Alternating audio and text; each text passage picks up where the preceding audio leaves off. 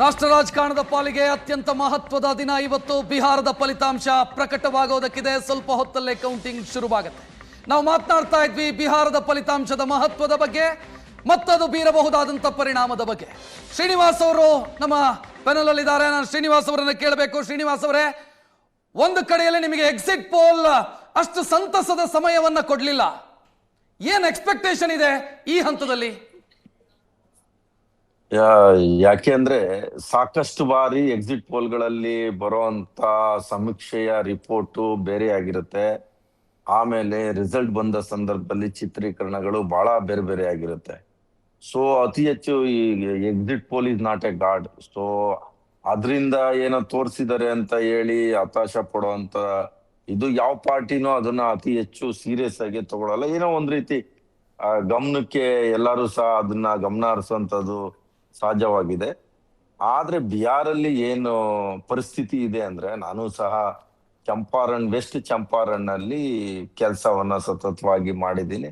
ಸ್ವಲ್ಪ ಬಿಹಾರ್ ಪೊಲಿಟಿಕ್ಸ್ ಈ ಬಾರಿ ಏನಾಗಿದೆ ನನಗೂ ಸಹ ಎಲ್ಲೋ ಒಂದ್ ಸ್ವಲ್ಪ ಅರಿವಿದೆ.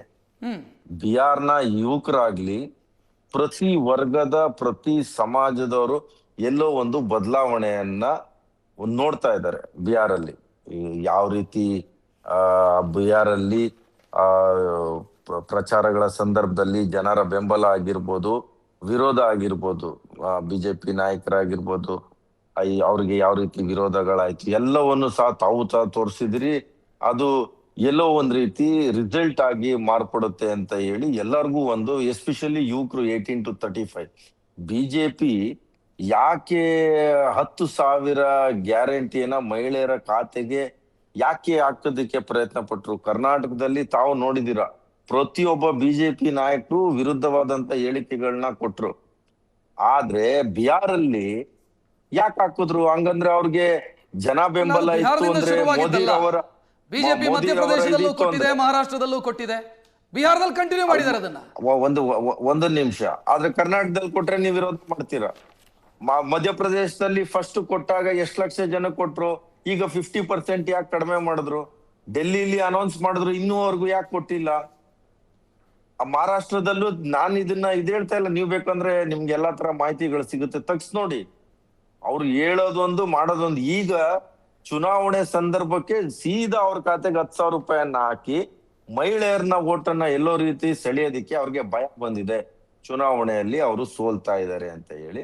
ಸೊ ಆ ಒಂದ್ ನಿಟ್ಟಿನಲ್ಲಿ ಏನೋ ಒಂದು ಈ ಒಂದು ಗಿಮಿಕ್ ಅನ್ನ ಮಾಡಿದ್ದಾರೆ. ಶ್ರೀನಿವಾಸ್ ಅವರೇ, ನನಗೆ ನೆನಪಿದೆ 2020 ಸಮಯದಲ್ಲೂ ಕೂಡ ಇದೇ ಎಕ್ಸ್ಪೆಕ್ಟೇಷನ್ ಇಟ್ಕೊಂಡಿದ್ರಿ ನೀವು, ಬದಲಾವಣೆಗಳಾಗತ್ತೆ ಬಿಹಾರದಲ್ಲಿ, ಬದಲಾವಣೆ ಬಯಸ್ಲಿಲ್ಲ ಜನ, ಅವಕಾಶ ಕೊಟ್ಟರು ಅವರಿಗೆ. ಅಲ್ಲ, ಬದಲಾವಣೆ ಬಯಸಿದ್ರು. ಶ್ರೀನಿವಾಸ್, ನಾನು ಪ್ರಶಾಂತ್ ಮಾತಾಡ್ತೀನಿ.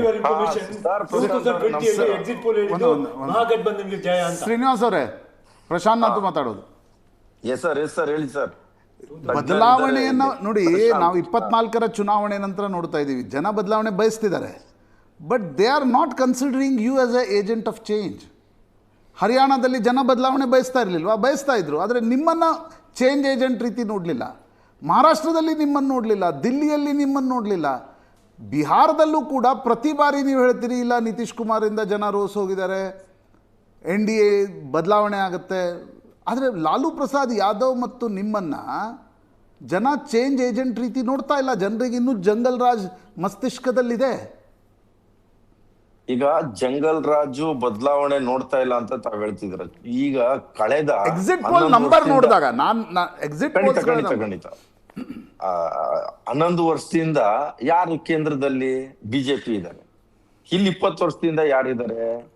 ನಿತೀಶ್ ಕುಮಾರ್ ಇದ್ದಾರೆ. ಡಬಲ್ ಎಂಜಿನ್ ಸರ್ಕಾರ ಇದೆ.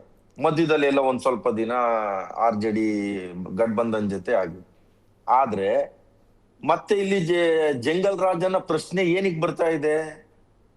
ಇವರು ಸರ್ಕಾರ ನಡೆಸೋದ್ರಲ್ಲಿ ವಿಫಲರಾಗಿದ್ದಾರೆ. ಕ್ಲಿಯರ್ ಆಗಿ ಅತಿ ಹೆಚ್ಚು ಕಳೆದ 6 ತಿಂಗಳಲ್ಲಿ ಏನಾರ ಕ್ರೈಮ್ ಆಗಿದ್ರೆ ನಂಬರ್ 1 ಬಿಹಾರ್, ಅತಿ ಹೆಚ್ಚು ಅತ್ಯಾಚಾರ ಆಗಿದ್ರೆ ಬಿಹಾರ್, ಅತಿ ಹೆಚ್ಚು ಜನ ಗುಳೆ ಹೋಗಿದ್ದಾರೆ, ಪಲಾಯನ ಹೋಗಿದ್ದಾರೆ ಅಂದ್ರೆ ಬೇರೆ ರಾಜ್ಯಕ್ಕೆ ಯುವಕರು ಡಬಲ್ ಡಿಗ್ರಿಯನ್ನ ಮಾಡಿ ಬೇರೆ ರಾಜ್ಯದಲ್ಲಿ ಹೋಗಿ ಸೆಕ್ಯೂರಿಟಿ ಕೆಲಸವನ್ನ ಮಾಡ್ತಾ ಇದ್ದಾರೆ. ಡಿಸ್ಟಿಂಕ್ಷನ್ ಅಲ್ಲಿ ಪಾಸ್ ಆಗ್ಬೋದು, ಮೇ ಬಿ ಇಂಜಿನಿಯರಿಂಗ್. ಶ್ರೀನಿವಾಸ್ ಅವರೇ, ನಾನು ಇದಕ್ಕೆ ಕೇಶವ ಪ್ರಸಾದ್ ಅವರ ಪ್ರತಿಕ್ರಿಯೆಯನ್ನು ಪಡಿಬೇಕು. ಕೇಶವ ಪ್ರಸಾದ್ ಅವರೇ, ತಾವು ಆಗ್ಲೇ ಹೇಳಿದ್ರಿ ಸುಶಾಸನ್ ಅಂದ್ರೆ ಉತ್ತಮ ಆಡಳಿತವೇ ನಮ್ಮ ಸಕ್ಸಸ್ ಫಾರ್ಮುಲಾ ಅಥವಾ ನಮಗೆ ಅವಕಾಶವನ್ನು ಕೊಡುತ್ತೆ, ಮತ್ತೊಮ್ಮೆ ಅವಕಾಶ ಸಿಗಬೇಕು ಅಂತ ಅದರ ಕಾರಣ ಆಗುತ್ತೆ ಅಂತ. ಬಟ್ ಬಿಹಾರದಲ್ಲಿ ಕಾನೂನು ಸುವ್ಯವಸ್ಥೆ ಬಹಳ ಅದ್ಭುತವಾಗಿ ಇದೆಯಾ ಅಂತ ಕೇಳಿದ್ರೆ ಇಲ್ಲ. ಎಲೆಕ್ಷನ್ ಕಣದಲ್ಲೂ ಮರ್ಡರ್ ಆಯಿತು, ನಿಮ್ಮದೇ JDU ನ ಕ್ಯಾಂಡಿಡೇಟು ಜೈಲಿಗೆ ಹೋದರು.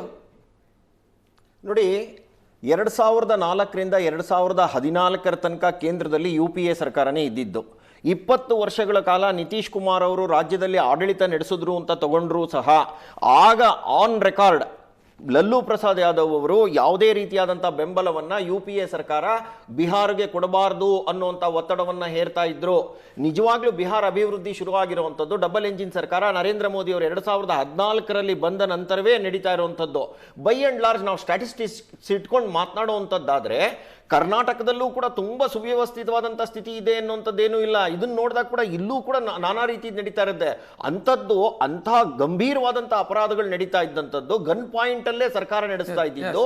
ಇಡೀ ರಾಜ್ಯ ಸರ್ಕಾರವೇ ಅದರಲ್ಲಿ ಇನ್ವಾಲ್ವ್ ಆಗಿದ್ದು.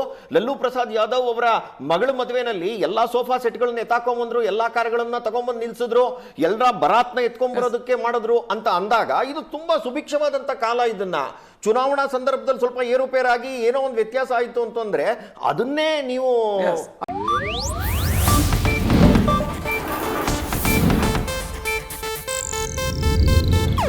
ಇದು ಏಷ್ಯಾನೆಟ್ ನ್ಯೂಸ್ ನೆಟ್ವರ್ಕ್ ಪ್ರಸ್ತುತಿ.